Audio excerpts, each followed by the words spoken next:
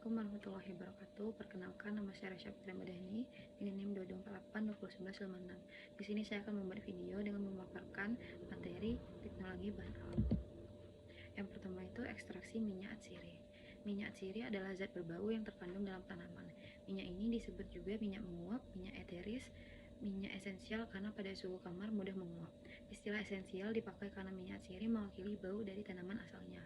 Ciri utamanya itu yang pertama, senyawa yang berwujud cairan atau liquid pada suhu ruang, mudah menguap atau terbang, menghasilkan aroma tertentu. Kandungannya, minyak atsiri yang terkandung pada suatu bahan tanaman pada umumnya terdiri dari campuran beberapa jenis senyawa minyak atsiri. Metodenya itu yang pertama destilasi, press, pelarut organik, enfleurasi, maserasi lemak. Yang pertama destilasi, tahapannya itu persiapan, pemanasan, pemisahan. Kelemahannya itu senyawa rusak karena menggunakan panas, kelebihannya itu teknologi sederhana, waktu cepat, pemisahan mudah. Yang kedua itu press, tahapannya itu persiapan, pengepresan, dan pemisahan. Kelemahannya itu waktu lebih lama, pemisahan lebih sulit. Kelebihannya itu teknologi sederhana, senyawa tidak rusak karena panas. Yang ketiga itu pelarut organik, tahapannya itu terdiri dari persiapan, ekstraksi, dan pemisahan. Kelemahannya itu pemisahan lebih sulit, teknologi mahal. Kelebihannya itu waktu cepat, senyawa tidak rusak karena panas. Yang keempat itu enfleurasi, tahapannya itu persiapan, ekstraksi, dan pemisahan. Kekurangannya itu pemisahan lebih sulit, waktu lama. Kelebihannya itu teknologi sederhana, senyawa tidak rusak karena panas. Yang terakhir itu maserasi lemak panas. Tahapannya itu persiapan, ekstraksi, dan pemisahan. Kekurangannya itu pemisahan lebih sulit, waktu lama, senyawa rusak karena panas. Kelebihannya itu teknologi sederhana. Selanjutnya itu ada fraksinasi. Fraksinasi berasal dari kata fraction atau bagian. Secara harfiah dapat diartikan sebagai mekanisme untuk memilah-milah atau memisah-misahkan suatu kumpulan atau suatu kesatuan menjadi beberapa bagian, atau lebih mudahnya dapat dikatakan sebagai proses pembagian kelompok. Tujuannya itu mendapatkan fraksi tertentu dari suatu ekstrak yang merupakan fraksi aktif. Yang kedua itu melakukan isolasi atau pemisahan suatu senyawa metabolit sekunder tunggal. Fraksinasinya itu ada ekstraksi cair, kromatografi. Kromatografi itu ada beberapa tipe, yaitu ada KLT yaitu kromatografi kertas atau kromatografi lapis tipis. Yang kedua itu ada kromatografi kolom, vakum liquid kromatografi, dan lainnya. Ekstraksi cair yaitu peningkatan polaritas, yaitu ketidakcampuran antara dua komponen pelarut yang digunakan. Dapat diprediksi senyawa terlarut. Itu ada 3, nonpolar, semipolar, dan polar. Nonpolar itu contohnya lemak, lilin, terpen, dan steroid. Yang kedua itu semipolar, kumarin, fenolik, tartar, glikosida, dan alkaloid. Yang terakhir itu polar, flavonoid, glikosida, alkaloid, kuartener. Kromatografi itu ada fase gerak, fase diamnya. Fase geraknya itu gas dan cair. Fase diamnya itu cair padat, yang cairnya itu cair dan padat dan bonded liquid. Selanjutnya itu KLT. Prinsip kerjanya memisahkan sampel berdasarkan perbedaan kepolaran antara sampel dengan pelarut yang digunakan dengan menggunakan lapis tipis pada lempeng kaca, logam, dan lain-lain. Fase diamnya itu zat padat yaitu seperti silika dan alumina. Fase geraknya itu cairan. Fase diamnya itu berupa serbuk halus yang berfungsi sebagai permukaan penyebab. Fase diam yang sering dipakai yaitu silika gel, alumina, tanah diatomeae, dan selulosa. Ukuran partikelnya itu 0,1 sampai 40. Semakin halus partikel absorban, maka perambatan semakin lambat. Fase geraknya itu mempunyai kemurnian tinggi, digunakan maksimal 2-3 kali. Daya elusi fase gerak diatur sedemikian rupa sehingga harga RF terletak antara 0,2 sampai 0,8. Komposisi campuran dapat berubah karena penyerapan atau penguapan campuran pelarut mungkin bereaksi satu sama lain. Selanjutnya itu isolasi komponen campuran. Itu bercak disedot dengan vakum, lalu disari. Dikorek dengan spatula, disari dengan pelarut polar, dan disaring dengan gelas sinter. Analisa kuantitatif. Grafik log konsentrasi dengan area bercak menggunakan fotodensitometer. Bercak diisolasi lalu disari, yang diperoleh ditetapkan sebagai spektrofotometri.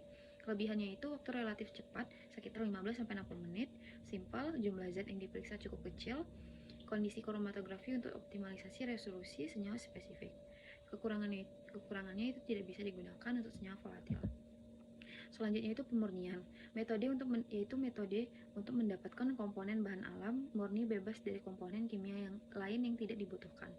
Prinsipnya itu pemisahan antara dua zat atau lebih yang saling bercampur. Tujuannya itu untuk mendapatkan suatu zat murni dari suatu campuran atau larutan yang telah tercemar oleh zat lain. Yang selanjutnya itu pemisahan berdasarkan peristiwa fisika atau kimianya.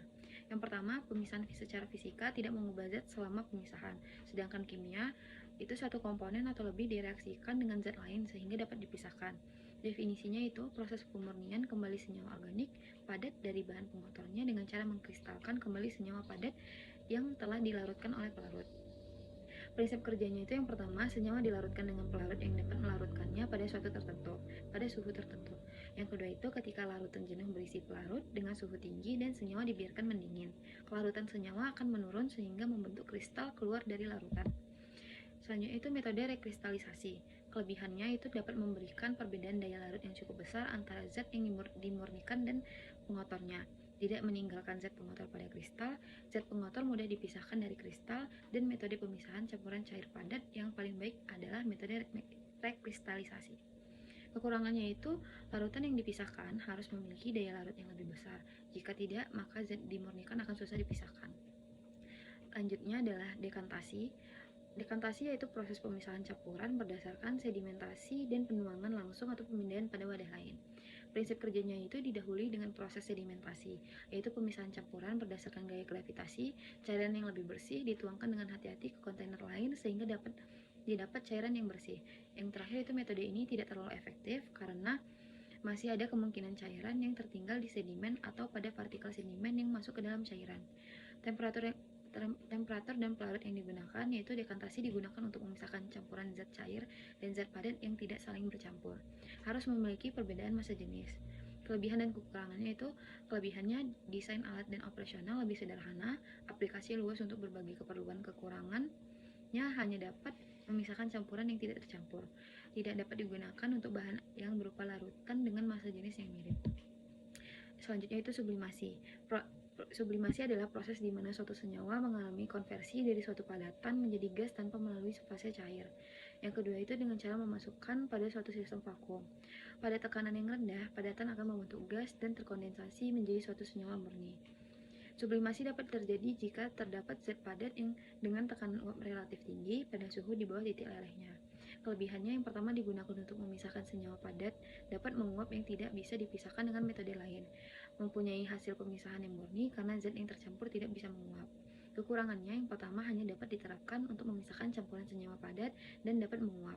Yang kedua tidak dapat digunakan untuk memisahkan campuran padat yang perbedaan titik didihnya rendah.